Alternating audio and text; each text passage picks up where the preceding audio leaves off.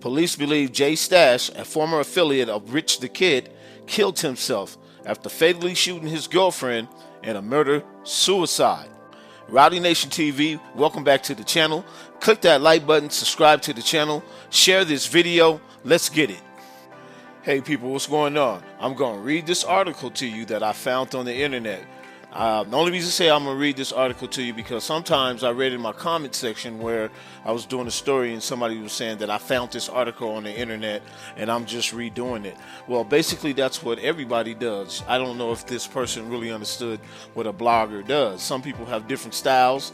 You know what I'm saying? Some people make it, maybe be comedic when they read it back to you. Some people may be in a serious tone. Or you just may like somebody's, personality. But anyway, that's what we all do. So the information that I'm giving you is coming straight from the internet. So that's how true it is. Some stuff on the internet, everything on the internet is not true. But the information that I'm giving you is coming from an article that I found on the internet. So let's dive into it. Let's get it. Now, according to multiple reports on the internet, Jay Stash killed his 27-year-old girlfriend, Jeanette Gallegos, before fatally shooting himself on New Year's Day. That's one thing about me, people. As old as I am, I've been around for a while, I never went out. New Year's Day was never a reason for me to go out and party. I remember when I was younger, I had a partner that got killed on New Year's Day. I was in high school when this happened. And so after I got out of high school and started, to become an adult, I've never partied on New Year's Day. Never went out to the parties, never, especially because everything was so expensive. Everything was like VIP, it cost so much to get into clubs, you know what I'm saying? And then, everybody pull out that, pull that pistol out on New Year's and get to shooting. So I think I did go out one time, but I made sure I was back in the house before 12 o'clock, before everybody started shooting. But that's just me. I just want to drop that little tidbit. And it seemed like on New Year's, this is how they brought, this is horrible, a horrible story. This is how they bring the new Year's in, with the murder-suicide. 3 children were found at Temple City, California home where the incident occurred, but they were unharmed. Right now, the evidence at the scene, the preliminary information we have from the children in the home is that it's a murder-suicide. Now, deputies from the sheriff's office in Los Angeles responded to a domestic violence call around 7:15 a.m. on January 1st. When deputies arrived, they discovered 2 victims, a 27-year-old female Hispanic and a 28-year-old black male, unresponsive inside the home. Deputy Grace Madrano, that's what he said in a statement. The female victim sustained multiple gunshot wounds, while the male victim sustained an apparent self-inflicted gunshot wound. I'm gonna be honest with you guys. I don't know who Jay Stash is. I've never heard of this brother until I came across his story or heard his name buzzing across the internet. But I don't know who this guy is. I've never heard any of his music. As you can see, when I first came on, they say, what did it say here? It says Jay Stash, whose real name is Justin Joseph, he's identified as a deceased male. Now they say he's a former affiliate of Rich the Kid. Okay, have you guys heard of Rich the Kid? If you have, maybe you want to leave me a comment. Both of these guys, I think I have heard of Rich the Kid, but I don't listen to their music. Like I said, I'm a little bit older than that. I think I might have listened to some of Rich the Kid, but Jay Stash definitely. I've never heard of him.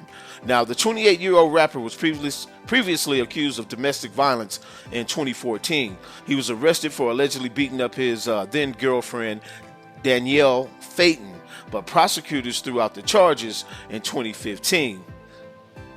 All right, so basically that's all we got on this brother right now. Like I said, that's the picture of his ex-girlfriend Danielle Phaeton, who was assaulted by him also. So he has some domestic violence in his past. I'm not sure what kind of mental state this brother was in, but as black people, that depression and mental and mental health issue, that's a big issue in the black community, because we don't really address it like we like we should. You know what I'm saying? And even me, I think I'm guilty of finding somebody, like depressed. When I figure somebody depressed, man, I'm thinking maybe you down and out, you ain't got no money, you ain't got no car, you ain't got no place to live. But when I see somebody who has everything, right? I mean, it seems from the outside looking in, this person seems like he has everything, but we don't know what this person is going through. You know what I'm saying? He may have everything that you and I may want out of life, but he is still unhappy.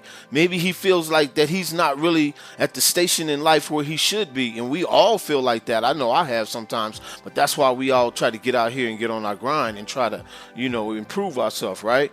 But anyway, I don't know what this young brother was going through, but there's 3 kids that were left behind. I heard that there was a 911 call that the kids called they actually were the ones who called the police, out to the house, and they found the mom inside the room. They couldn't get inside the room because the brother had went inside the room and locked the door, and then he killed himself and then killed her. So that's some of the other stuff I heard out of another article that I read. But like I said, all this stuff is coming off the internet, and I'm getting this information just like anybody else. But it could be wrong. If I do get it wrong, sometimes don't take everything for granted that it's 100%, because I'm getting the information just like anybody else, and the internet can be tricky sometimes. But that's all we got right now. Rowdy Nation TV. It's a shame, I'll come back. I just want to say RIP to these 2 people too.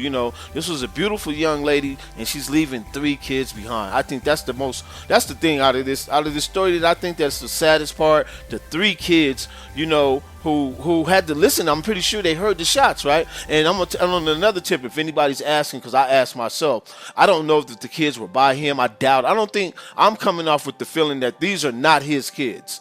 These are not his kids. I think these kids are maybe be by somebody else, but I'm not for sure. Like I said, don't take my word for it. You know what I'm saying? I was looking at the information trying to find it, but I couldn't find it. So, Rowdy Nation TV, click that like button, subscribe to the channel. It's a new year. Happy New Year. Come rock with your boy. We out.